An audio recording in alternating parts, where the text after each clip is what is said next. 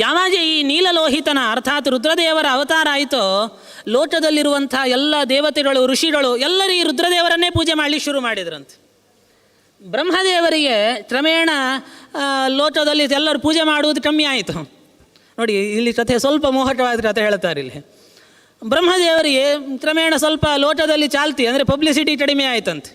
ರುದ್ರದೇವರನ್ನೇ ಪೂಜೆ ಮಾಡಲಿಕ್ಕೆ ಶುರು ಮಾಡಿದರು. ಬ್ರಹ್ಮದೇವರೇ ಸ್ವಲ್ಪ ಸಿಟ್ಟು ಬಂತಂತೆ ಈ ನೀಲಲೋಹಿತನ ಮೇಲೆ. ಬಂದು ಹೇಳಿದರು ಬ್ರಹ್ಮದೇವರು, ಏನು ನೀನು ಎಲ್ಲರೂ ನಿನ್ನನ್ನೇ ಪೂಜೆ ಮಾಡುತ್ತಾರೆ, ನನ್ನನ್ನು ಯಾರು ಗೌರವಿಸೋದೇ ಇಲ್ಲ, ಹಾಗಾಗಿ ನೀನಿಲ್ಲಿದ್ದರೆ ನನಗೆ ತೊಂದರೆ, ಇಲ್ಲಿ ಇಡಬೇಡ, ನೀನು ಹೊರಟುಬಿಡು ಅಂತ. ಆಯಿತು, ಹೊರಟ. ಎಲ್ಲಿ ಹೋಗಲಿ? ನಿನ್ನ ಅಪ್ಪನ ಹತ್ರನೇ ಹೋದರು. ನಿನ್ನ ತಂದೆ ಅಂದರೆ ನಿನ್ನ ಮೂಲ ರೂಪ ಅರ್ಥಾತ್ ಕೈಲಾಸದಲ್ಲಿರುವಂಥ ಶಿವನಲ್ಲೂ ರೂಪ, ಅಲ್ಲಿ ಹೊರಟು ಬಿಡು ನೀನು. ಆಯಿತು ಅಂತ ಏನು ನೀಲಲೋಹಿತ ಇದ್ದಾನೆ ಕೈಲಾಸಕ್ಕೆ ವಾಪಸ್ಸು ಹೊರಟು ಬಿಟ್ಟ. ಇತ್ತ ಬ್ರಹ್ಮದೇವರು ತಾವು ತಮ್ಮ 5 ಮುಖಗಳಿಂದ 5 ವೇದಗಳನ್ನು ಅರ್ಥಾತ್ ಋಗ್ಯಜುಸ್ಸಾಮ ಅಥರ್ವಗಳು ಮತ್ತು ಇತಿಹಾಸ ಪುರಾಣಗಳು, ಇತಿಹಾಸ ಪುರಾಣ ಅದು ಪಂಚಮೋ ವೇದಾನಾಂ ವೇದ ಅಂತ ಹೇಳಿದ ಹಾಗೆ, ಹೀಗೆ ಇತಿಹಾಸ ಪುರಾಣವನ್ನು 5ನೇ ವೇದ ಅಂತ ಕರೆದಿದ್ದಾರೆ. 5 ಮುಖಗಳಿಂದ 5 ವೇದಗಳನ್ನು ಬ್ರಹ್ಮದೇವರು ತಾವು ಉಚ್ಚಾರ ಮಾಡ್ತಾ ಬಂದಿದ್ದಾರೆ. ಅದರಿಂದ ಬ್ರಹ್ಮದೇವರ 5 ಮುಖಗಳಲ್ಲಿ ವಿಶಿಷ್ಟವಾದ ತೇಜಸ್ಸು ಬಂತಂತೆ. ಎಂಥ ತೇಜಸ್ಸು ಅಂದರೆ ಆ ತಾಪವನ್ನು ದೇವತೆಗಳಿಗೆ ತಡೀಲಿಕ್ಕೆ ಸಾಧ್ಯ ಆಗಲಿಲ್ಲ ಅಂತ ಹೇಳ್ತಾರೆ. ಆದರೆ ಎಲ್ಲ ದೇವತೆಗಳು ಮತ್ತೆ ರುದ್ರದೇವರನ್ನು ಸ್ತೋತ್ರ ಮಾಡಿದರಂತೆ. ಸ್ವಾಮಿ, ನಮಗೆ ಈ ಬ್ರಹ್ಮನ ಮುಖದ ತೇಜಸ್ಸನ್ನು ತಾಳ್ಲಿಕ್ಕೆ ಆಗ್ತಾ ಇಲ್ಲ, ಏನಾದರೂ ಮಾಡಬೇಕು ನೀನು. ಹೀಗೆ ಹೇಳಿದಾಗ ಬ್ರಹ್ಮಣೋ ದ್ರಸ್ಥಂ ಪಂಚಮಾಸ್ಯಸ್ಯ ತೇಜಸ ಆಯಿತು ಅಂತ ರುದ್ರದೇವರು ಬ್ರಹ್ಮದೇವರ ಬಳಿಗೆ ಬರ್ತಾ ಇದ್ದಾರೆ. ಬಂದು ಬ್ರಹ್ಮದೇವರ 5ನೆಯ ತಲೆಯನ್ನು ತಮ್ಮ ಉದರಿನಿಂದ, ತಮ್ಮ ನೋಡಿ ಒಂದು ಬೆರಳ ಉದರಿನಿಂದ ಬ್ರಹ್ಮದೇವರ 5ನೇ ತಲೆಯನ್ನು ಕತ್ತರಿಸಿ ಹಾಕಿಬಿಟ್ರಂತೆ. ವಾಮಾಂಗುಷ್ಟ ನಖೇನ ಅಂದರೆ ಎಡಗೈಯ ಹೆಬ್ಬೆರಳಿನ ಒಂದು ಉಡರು ಅಷ್ಟೇ, ಅದರಿಂದ ಬ್ರಹ್ಮದೇವರ ಶಿರಸ್ಸನ್ನು ಛೇದನೆ ಮಾಡ್ತಾ ಇದ್ದಾರೆ.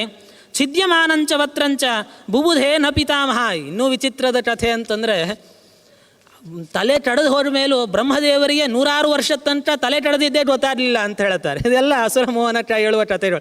ಬ್ರಹ್ಮದೇವರಿಗೆ ಎಂದೂ ಅಜ್ಞಾನ ಇಲ್ಲ, ಪ್ರಳಯದಲ್ಲೂ ಅಜ್ಞಾನ ಇಲ್ಲ ಅಂತ ಅರ್ಥ ಬ್ರಹ್ಮದೇವರೇ ಆಚಾರ್ಯರ ನಿರ್ಣಯ ಕೊಟ್ಟಿದ್ದಾರೆ.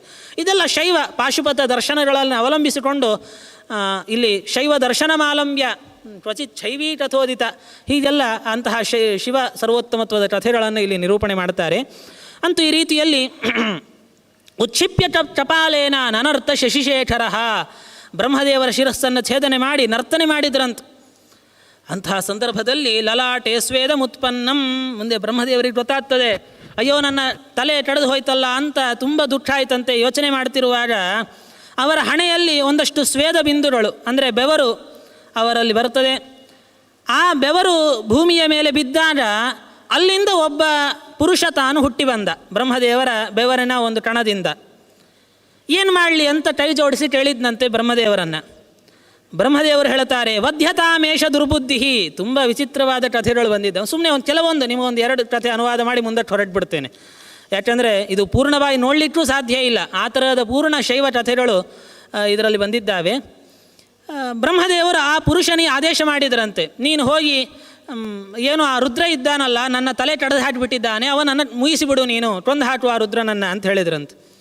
ಆಯಿತು ಅಂತ ಆ ಪುರುಷ ಬಾಣವನ್ನು ಕೈಯಲ್ಲಿ ಹಿಡಿದು ತುಂಬ ಸಿಟ್ಟಿನಿಂದ ರುದ್ರದೇವರ ಬಳಿಗೆ ಹೋಗ್ತಾನೆ. ಮಯಾ ನವಧ್ಯ ಅತಿಬಲಹ, ರುದ್ರದೇವರು ನೋಡಿದರಂತೆ ತನ್ನನ್ನು ಕೊಲ್ಲಿಕ್ಕೆ ಬರ್ತಿದ್ದಾನೆ ಅಂತ.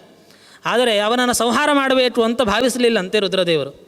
ಇವನನ್ನು ನಾನು ಬದರಿಯೇ ಕೊಟ್ಟು ಕಳಿಸ್ತೇನೆ ಅಂತ ಹೇಳಿ ಕೇವಲ ಹುಂಟಾರದಿಂದ ಅವನನ್ನು ಮೋಹನಗೊಳಿಸಿ ಅಲ್ಲೇ ಕೆಳಗಡೆ ಬೀಳುವಂತೆ ಮಾಡಿ ರುದ್ರದೇವರ ನೇರದಿಂದ ಬದರಿ ಕ್ಷೇತ್ರಕ್ಕೆ ಹೊರಟು ಬಿಡ್ತಾರೆ. ಬದರಿಗೆ ಹೋದಾಗ ಅಲ್ಲಿ ಮಾಡಿದ ಕೆಲಸ ಏನು ಅಂದರೆ ಭಿಕ್ಷೆ ಬೇಡಿರುವಂಥದ್ದು. ಕೈಯಲ್ಲಿ ಏನು ಆ ಟಪಾಲ ಇತ್ತಲ್ಲ ಬ್ರಹ್ಮದೇವರದ್ದು, ಅದನ್ನು ಹಿಡಿದು ಭಿಕ್ಷಾಂ ದೇಹಿ, ನೇರ ಬದರಿ ನಾರಾಯಣನ ಹತ್ರನೇ ಹೋಗಿ ಭಿಕ್ಷೆ ಬೇಡಿದ್ರಂತ. ಬದರಿ ನಾರಾಯಣನಿಗೆ ಬಹಳ ಸಂತೋಷ ಆಯ್ತಂತ. ರುದ್ರದೇವರು ಬಂದಿದ್ದು ನೋಡಿ, ಓ ದೊಡ್ಡ ದೇವತೆ ಬಂದಿದ್ದೀರಿ, ಏನು ನಿಮ್ಮ ಭಿಕ್ಷೆ ಕೊಡ್ಲಿಕ್ಕೆ ನನ್ನ ಹತ್ರ ಏನೂ ಇಲ್ವಲ್ಲ, ಏನು ಮಾಡಲಿ? ಇಲ್ಲ, ನಿನಗೆ ಪ್ರಿಯವಾದ ಯಾವುದಾದ್ರೂ ಕೊಡು ಅಂತಂದಾಗ ದಕ್ಷಿಣಂ ಭುಜಮರ್ಪಯತ್, ಪರಮಾತ್ಮ ಹೇಳಿದ್ದಂತೆ ನನ್ನ ಈ ಬಲಭುಜವನ್ನೇ ನೀನು ತೆಗೆದುಕೊಂಡ್ಬಿಡು. ಆಯಿತು ಅಂತ ರುದ್ರದೇವರು ತಾವು ಪರಮಾತ್ಮನ ಬಲಭುಜವನ್ನು ಕತ್ತರಿಸಿ ಆ ಏನು ಅದರಿಂದ ರಕ್ತ ಧಾರಾಕಾರವಾಗಿ ಸುರಿತದೆ ಆ ರಕ್ತವನ್ನೇ ಕಪಾಲದ ಪಾತ್ರೆಯಲ್ಲಿ ಹಿಡಿದ್ರಂತೆ. ಮುಂದೆ ಇದಕ್ಕೆ ಸಂಬಂಧಪಟ್ಟ ತುಂಬ ತೀರ್ಥಗಳು ಬರ್ತಾವೆ, ಮತ್ತೆ ಆ ಸಂಬಂಧ ಎಲ್ಲ ಚರಿತ್ರೆ ನೋಡೋಣ. ಅಂತ ಈ ರೀತಿಯಲ್ಲಿ ಪರಮಾತ್ಮನ ಏನು ರಕ್ತದ ಧಾರೆ ಇದೆ ಅದನ್ನು 1000 ವರ್ಷಗಳ ಕಾಲ ಟಪಾಲದ ಪಾತ್ರೆಯಲ್ಲಿ ರುದ್ರದೇವರು ಹೇಳಿದರು. 1000 ವರ್ಷ ಆದಮೇಲೆ ತುಂಬಿತದು. ಬ್ರಹ್ಮದೇವರು ಹೇಳಿದರು, ಇದು ತುಂಬಿದೆ. ಇದು ಪರಮಾತ್ಮ ಹೇಳಿದ ರುದ್ರದೇವರಿಗೆ, ಇದು ತುಂಬಿದೆ, ಭಿಕ್ಷೆ ಸಾಟ ನಿನಗೆ. ಆಯಿತು ಅಂತ ಹೇಳಿ ಸಾಟು ಅಂತ ಆ ಭಿಕ್ಷೆಯನ್ನು ಹಿಡ್ಕೊಂಡು ಹೊರಟಿದ್ದಾರೆ. ಹೊರಟು ತಮ್ಮ ಸಿಟ್ಟಿನ ಕಣ್ಣಿನಿಂದ ರುದ್ರದೇವರ ಆ ರಕ್ತವನ್ನು ನೋಡಿದರಂತೆ. ನೋಡಿ ತಮ್ಮ ಒಂದು ಹೆಬ್ಬೆರಳಿನಿಂದ ಆ ರಕ್ತವನ್ನು ಚೆನ್ನಾಗಿ ಮಥನ ಅಂದರೆ ಕಳೆದರು ರುದ್ರದೇವರು. ಅಲ್ಲಿ ಮತ್ತೊಬ್ಬ ಪುರುಷ ಹುಟ್ಟಿ ಬಂದ. ಆ ಕಳೆದಿರತಕ್ಕಂಥ ರಕ್ತದಿಂದ ಒಬ್ಬ ಪುರುಷ ತಾನು ಹುಟ್ಟಿ ಬರ್ತಾನೆ. ವಿಷ್ಣು ಪ್ರಾಹ ರುದ್ರಂ ಇದಂ ವಚಃ. ಅಂತಹ ಸಮಯದಲ್ಲಿ ವಿಷ್ಣು ಕೇಳಿದ್ನಂತೆ, ಏನು ಈ ನಿನ್ನ ಒಂದು ಟಪಾಲದಿಂದ ಒಬ್ಬ ಪುರುಷ ಬಂದಿದ್ದಾನಲ್ಲ, ಯಾರವ, ಯಾವ ನರವ ಅಂತ ಪ್ರಶ್ನೆ ಮಾಡಿದ್ದಂತೆ. ಅದಕ್ಕೆ ರುದ್ರದೇವರಂತಾರೆ, ಏನು ನೀನು ನರ ಅಂತ ಸಂಬೋಧನೆ ಮಾಡಿದ್ಯಲ್ಲ, ಅದೇ ಹೆಸರೇ ಇವನಿಗೆ ಬಂದುಬಿಡಲಿ, ಇವನು ನಿನ್ನ ಸಖನಾಗಿರಲಿ. ಅಂದರೆ ಏನು ನಾವು ನರನಾರಾಯಣ ಅಂತ ಬದರಿಯಲ್ಲಿ ಕಾಣುತ್ತೇವೆ, ಅದರಲ್ಲಿ ನರ ಯಾರು ಅಂತಂದರೆ ರುದ್ರದೇವರ ಕಪಾಲದ ರಕ್ತದಿಂದ ಹುಟ್ಟಿದ ಪುರುಷ, ಅವನೇ ನರ ಅಂತ ಈ ಪುರಾಣ ನಮಗೆ ತಿಳಿಸಿಕೊಡುತ್ತದೆ. ಮತ್ತು ಆಚಾರ್ಯರು ಕೊಡುವ ನಿರ್ಣಯ ಬೇರೆ ಇದೆ, ಅದನ್ನು ಕೊನೆಯಲ್ಲಿ ಹೇಳುತ್ತೇನೆ. ಹೀಗೆ ಆ ನರ ಅಂತ ಪ್ರಸಿದ್ಧನಾಗ್ತಾ ಇದ್ದಾನೆ. ಇಷ್ಟು ಹೇಳಿ ಯಯೇಷ ಪುರುಷೋ ರೌದ್ರ ಬ್ರಹ್ಮಣ ಸ್ವೇದ ಸಂಭವ. ಇಷ್ಟರಲ್ಲಿ ಏನಾಗತ್ತೆ, ಬ್ರಹ್ಮದೇವರ ಬೆವರಿನಿಂದ ಒಬ್ಬ ಪುರುಷ ಹುಟ್ಟಿರ್ತಾನಲ್ಲ, ರುದ್ರದೇವರವನ್ನು ಮೋಹಗೊಳಿಸಿ ಬಂದಿರ್ತಾರೆ, ಆ ಪುರುಷ ಮತ್ತೆ ಎದ್ದು ಬಂದ.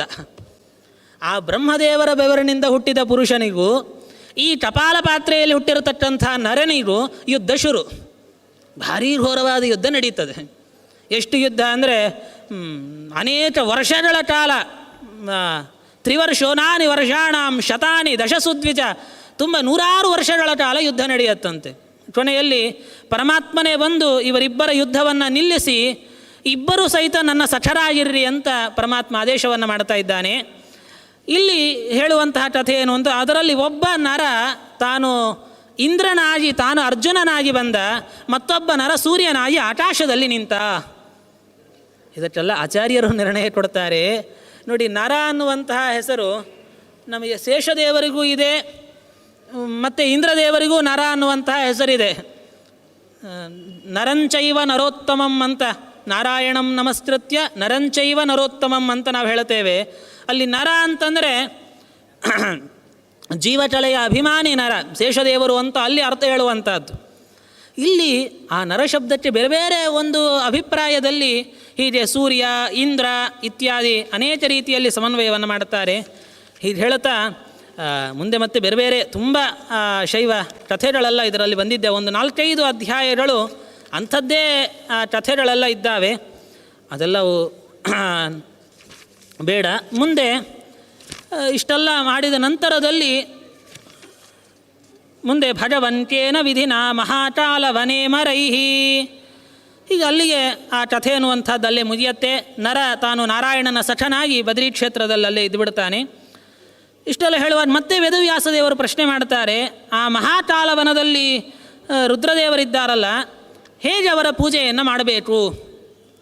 ಅದಕ್ಕೆ ಸನತ್ಕುಮಾರರು ಉತ್ತರ ಕೊಡ್ತಾ, ರುದ್ರದೇವರ ಪೂಜೆ 2 ರೀತಿಯಲ್ಲಿದೆ, ಒಂದು ಲೌಕಿಕ ಪೂಜೆ ಮತ್ತೊಂದು ವೈದಿಕ ಪೂಜೆ ಅಂತ. ಇನ್ನು 3 ರೀತಿಯಲ್ಲಿದೆ, ಕಾಯಿಕ ಪೂಜೆ, ವಾಚಿಕ ಪೂಜೆ, ಮಾನಸಿಕ ಪೂಜೆ. ಇನ್ನು 1 ರೀತಿಯಲ್ಲಿದೆ, ಅದು ಆಧ್ಯಾತ್ಮಿಕ ಪೂಜೆ ಅಂತ. ಹೀಗೆ ಅನೇಕ ರೀತಿಯಾಗಿರತಕ್ಕಂಥ ರುದ್ರದೇವರ ಪೂಜೆಯನ್ನು ನಮಗೆ ಈ ಪುರಾಣ ತಿಳಿಸಿಕೊಡುತ್ತೆ.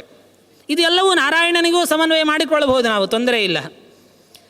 ಲೌಕಿಕ ಪೂಜೆ ಅಂತಂದರೆ ಏನರ್ಥ ಅಂದರೆ, ಲೋಕದಲ್ಲಿ ನಮಗೆ ಸಿಗುವಂತಹ ಏನು ಹಾಲು, ಮೊಸರು, ತುಪ್ಪ ಇತ್ಯಾದಿಗಳನ್ನು ತೆಗೆದುಕೊಂಡು ಹೂವು, ಹಣ್ಣು, ಪತ್ರ ಈ ಎಲ್ಲದರಿಂದ ರುದ್ರದೇವರ ಆರಾಧನೆ ಮಾಡುವಂತಹದ್ದೇನಿದೆ, ಇದು ಲೌಕಿಕ ಪೂಜೆ ಅಂತ ಕರೀತಾ ಇದ್ದಾರೆ.